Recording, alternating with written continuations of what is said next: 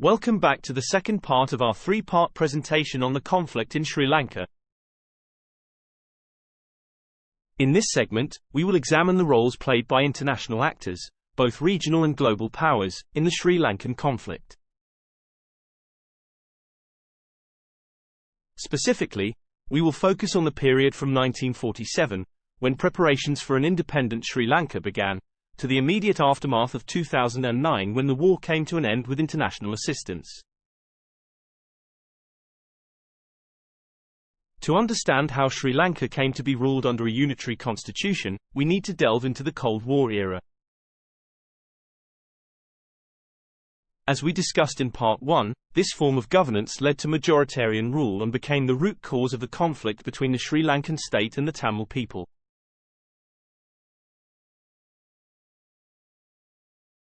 In 1947, Sri Lanka's Prime Minister-elect, D.S. Senanayake, formulated his country's security strategy based on the assumption that the most likely threat to its independence would come from India. He saw the Tamils as potential allies of India and feared that they might choose to federate with India, similar to Northern Ireland separating from the Irish Republic to federate with Britain.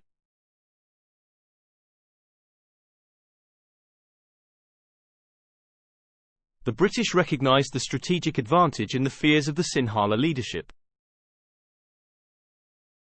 They granted independence to the island under a unitary constitution that empowered the Sinhala majority, in exchange for defense agreements.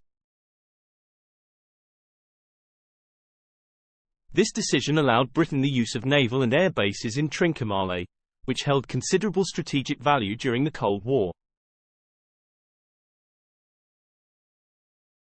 India intervened in 1983, citing the anti-Tamil violence as the rationale for its intervention, and Indira Gandhi, India's Prime Minister, sent a special envoy to assess the impact of the anti-Tamil violence.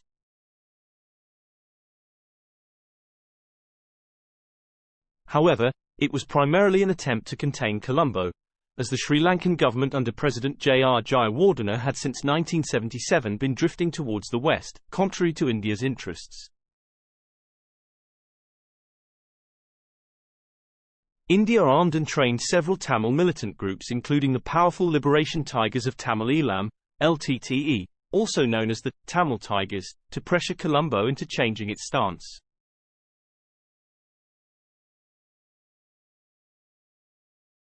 While the West did not openly defy New Delhi, it provided indirect support through proxies such as South Africa and Israel.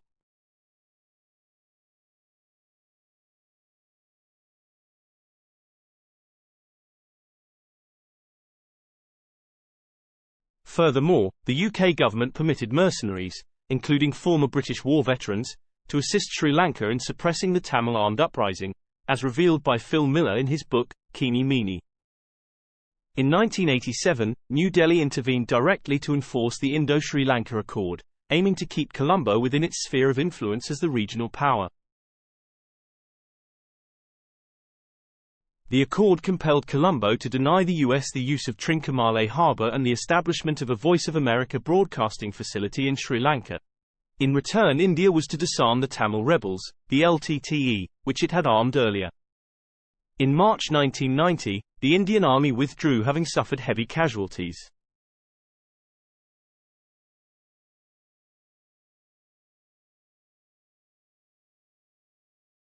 However, India failed to disarm the LTTE and left the LTTE in a stronger position than before, battle-hardened and now in possession of arms and ammunition left behind by the Indian Army.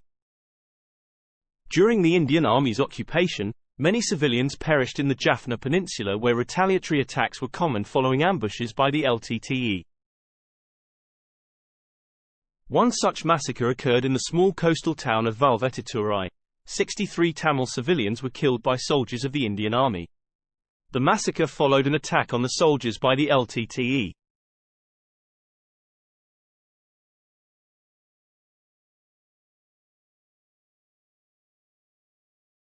George Fernandez, who served as India's defence minister between 1998 and 2004, described this massacre as India's My Lai.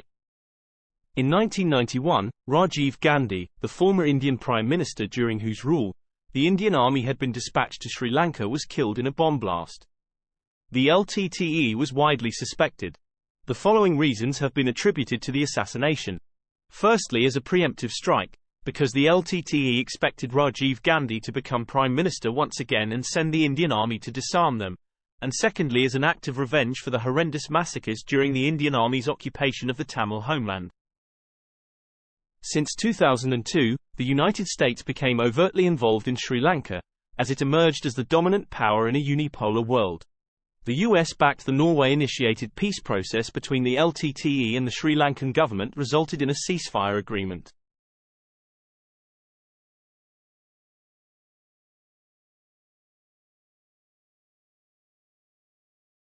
The U.S. ambassador Jeffrey Lundstedt insisted that geopolitics played a minimal role for U.S. involvement.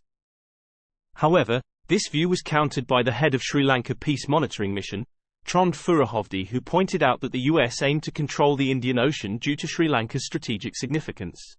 In an article he wrote for the Norwegian Daily Adresser, Trond Furuhovde expressed his thoughts, arguing that the role of the Americans is dictated by their new strategy based on their changed interests in Asia, and that Sri Lanka with its geographic location takes a central place. The east coast of the island with the harbour city of Trincomalee and the Batticaloa Lagoon offers extremely important sea strategic possibilities both for the Indian Navy and the USA Fifth Fleet. To ensure its influence over Colombo, the US needed a right-leaning pro-US government. In Ranil Wickremesinghe, then the Prime Minister, it found a willing partner.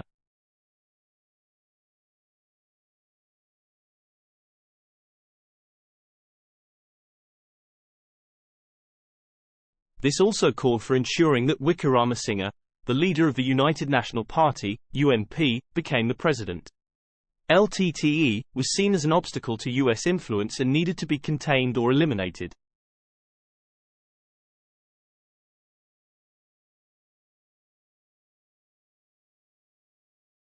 Having become aware of this, the LTTE strategically sidelined the US by facilitating the election of the stridently anti-Western and anti-Indian Mahinda Rajapaksa as president.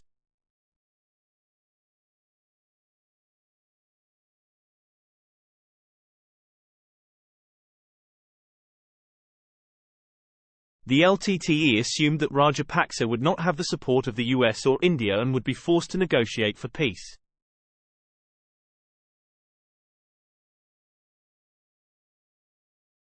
This strategy appeared to have worked when the new president began talks with intermediaries on 17 July 2007. According to Sam Rajappa, a senior Indian journalist, an action agenda was set in place. The president, Mahinda Rajapaksa, and several of his senior colleagues including Dew Gunasekara, Sri Lankan Minister for Constitutional Affairs and National Integration, and Lalith Weeratunga, Secretary to the President, attended the first meeting on 17 July 2007. This was followed by a series of meetings with Rajapaksa's team of officials and ministers in Sri Lanka and Chennai.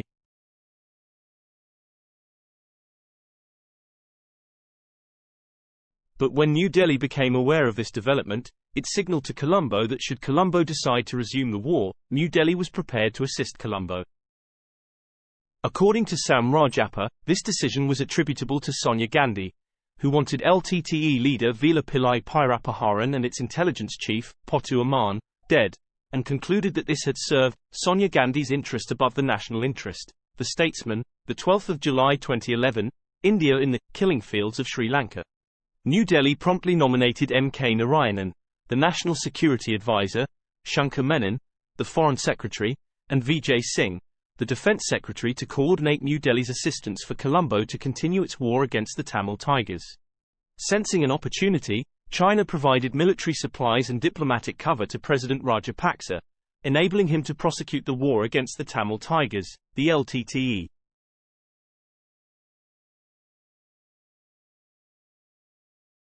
With China and India's assistance, Colombo was able to crush the LTTE.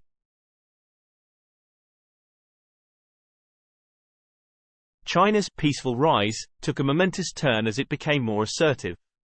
This pivotal situation of China's involvement in a distant war was astutely described by Wen Liao, a political consultant with Longford Associates, in a syndicated article titled, "China Crosses the Rubicon."